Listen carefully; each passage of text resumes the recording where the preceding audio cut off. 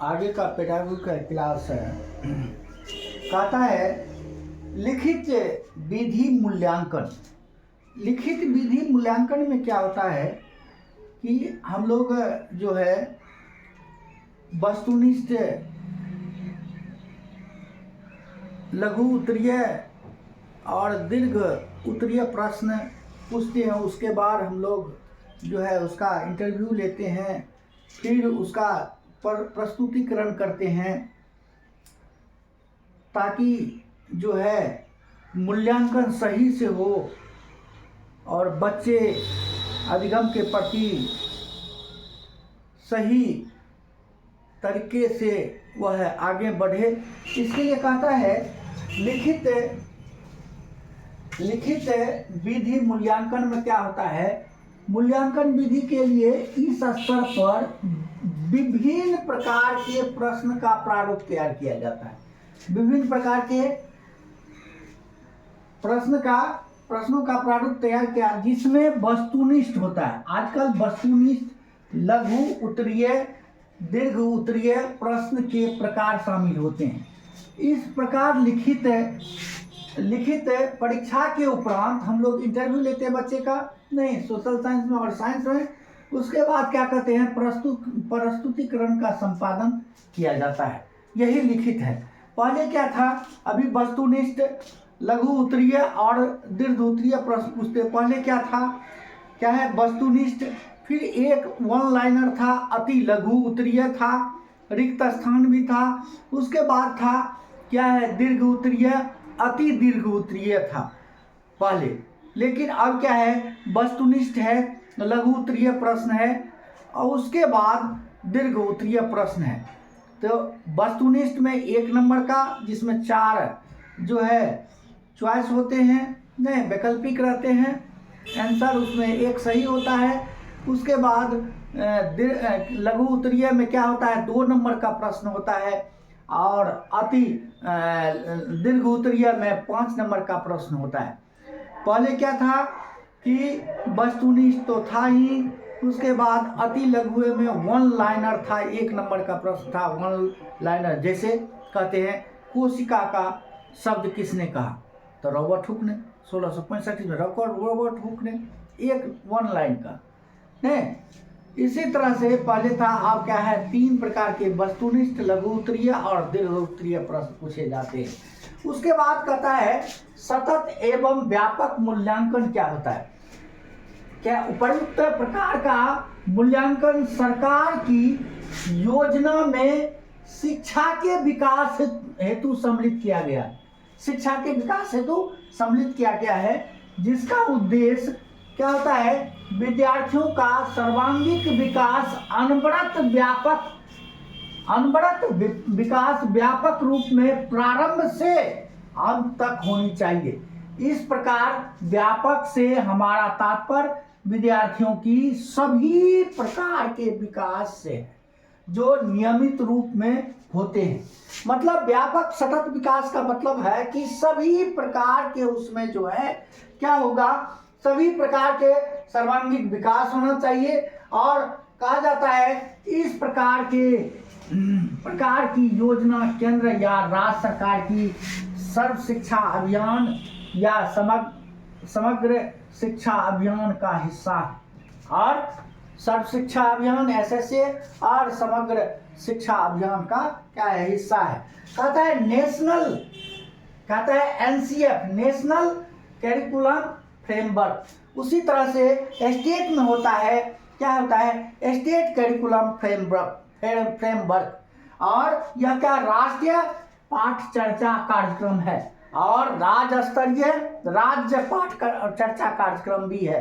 राष्ट्रीय स्तर पर जो है केंद्र से द्वारा चलाया जाता है, राष्ट्रीय पाठ चर्चा कार्यक्रम है, नेशनल करिकुलम फ्रेमवर्क है। उसी तरह से स्टेट में उसके विभिन्न वातावरण ने उसके जो है माहौल के आधार पर स्टेट राज्य अपना पाठ चर्चा जो है फ्रेमवर्क तैयार करते हैं। और कहता है नेशनल करिकुलम फ्रेमवर्क, राष्ट्रीय पाठ चर्चा कार्यक्रम राष्ट्रीय स्तर पर विभिन्न कार्यक्रमों को संपादित करने के लिए एवं उनमें शैक्षणिक या गैर शैक्षणिक गतिविधियों को शामिल करने के लिए विषय एक्सपर्ट के द्वारा विषय विशेषज्ञ के द्वारा शिक्षा के लिए जिस स्वरूप का राष्ट्रीय स्तर पर निर्धारण किया गया है उसे हम राष्ट्रीय पाठ्यक्रम जो है पाठचर्चा कार्यक्रम के नाम से जाने जाते हैं।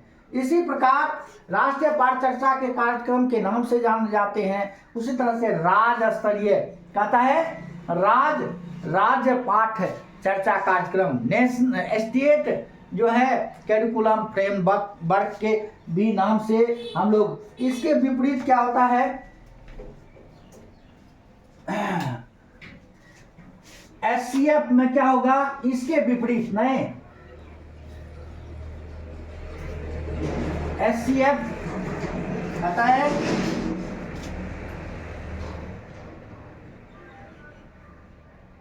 SCF मतलब स्टेट क्या है कैरिकुलम, क्या है स्टेट, क्या है करिकुलम फ्रेमवर्क, क्या है फ्रेमवर्क है। इसमें इसके विपरीत क्या है, इसके विपरीत मतलब किसके विपरीत, राष्ट्र पाठ्य चर्चा कार्यक्रम के विपरीत नहीं, इसके विपरीत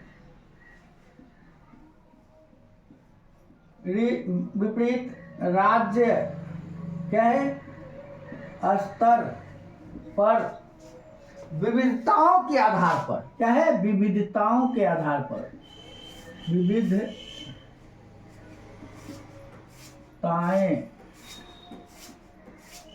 के आधार पर या उनकी कला या उनकी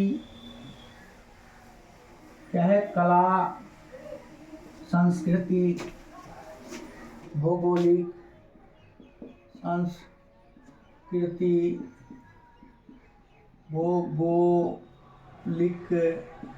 क्या है भौगोलिक स्थिति या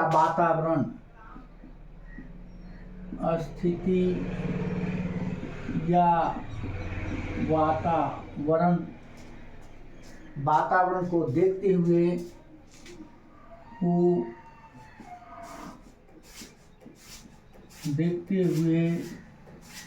क्या क्षेत्रीयता के आधार पर, देखते हुए क्षेत्रीयता के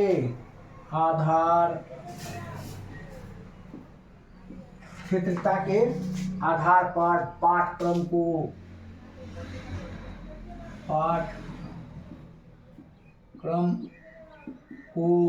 क्या करते हैं, निर्धारित करने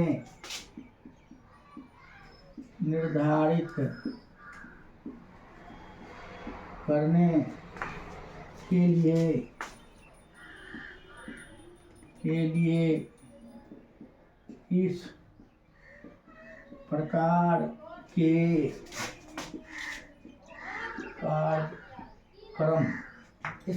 कार्यक्रम को लागू किया जाता है। इस प्रकार के कार्यक्रम को लागू किया जाता है। इसे क्या कहते हैं, SCF कहते हैं। इसे स्टेट करिकुलम फ्रेमवर्क कहते हैं। स्टेट करिकुलम फ्रेमवर्क मतलब इसके विपरीत किसके, NCF के विपरीत SCF है, क्योंकि इसमें क्या है भौगोलिक जो है सांस्कृतिक उसके विविधता वातावरण ने कला के आधार पर जो है वह जो है स्टेट के द्वारा वह निर्धारित होता है। SCF मतलब स्टेट करिकुलम फ्रेमवर्क, और स्टेट करिकुलम फ्रेमवर्क में जो है उसके वातावरण, भौगोलिक, सांस्कृतिक, कला के आधार पर वह निर्धारित करते हैं और क्षेत्रीयता के आधार पर भी न लोकेलिटी के आधार पर भी स्टेट जो है अपना राज्य जो है न अपने अपने राज्य में जो है SCF लागू करते हैं। इसी के साथ जो है यह वीडियो जो है समाप्त होता है। जय हिंद, जय भारत।